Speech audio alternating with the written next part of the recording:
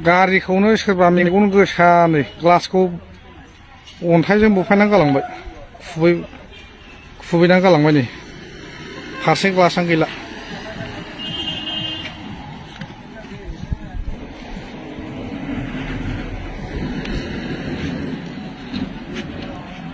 गैला नै सोरबा अन्थाइजों खुबैना गालांबाय।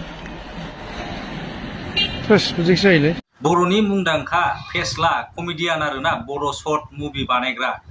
बुंनो थाङोब्ला बर'आवहाय गिबिसिन आरो बर'आवहाय शर्ट मुभिखौ सोर बानायग्रोआ बा सोरनि थाखाय नोङो बर'आवहाय शर्ट मुभिया फेमास जाया बा मुंदांखा जाया होनना बुङोबा जोङो अनिल कुमार नार्जारी, ओमफ्राय ओरै प्रेक्टिकेल, ओमफ्राय मनिषा, बिथांमोननि मुंखौ लायाबा जोङो रावबो थानो हाया आरोना।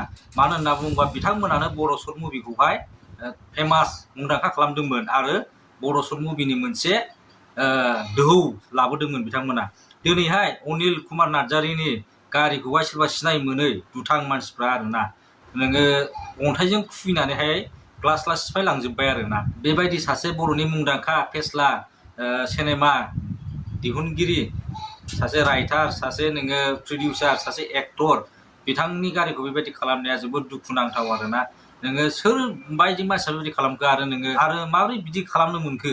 सोरबा सासे नङा सासे मानसियाथ' नुसिनगोन, दिनै नङा गाबोनथ' जाखारगोन ना बे मानसिया। बे मानसिखौहाय ओरैबायदि फैनांगौ आरोना, बिसार खालामनांगौ बेफोरबायदि मानसिखौहाय।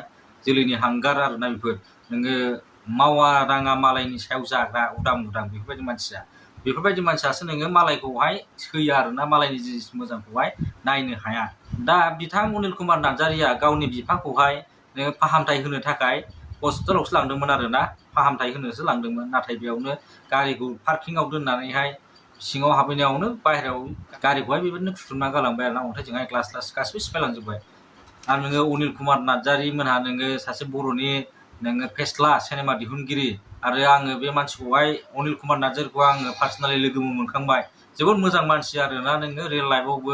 सिनेमाखौथ' बाद होदो, नोङो सिनेमायाव अनेक नोङो केरेक्टार नुनो मोनो बिथांमोननिखौ, नाथाय रियेल लाइफआवबो बिथांनि साननाय हनाया जोबोद मोजां आरोना।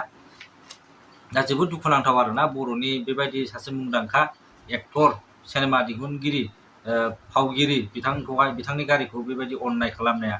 आरो बेफोरबायदि मानसिखौहाय मोनोब्ला गावखौबो बे आयना सिफायनाय बायदि सिफायनांगौ मानसिखौहाय।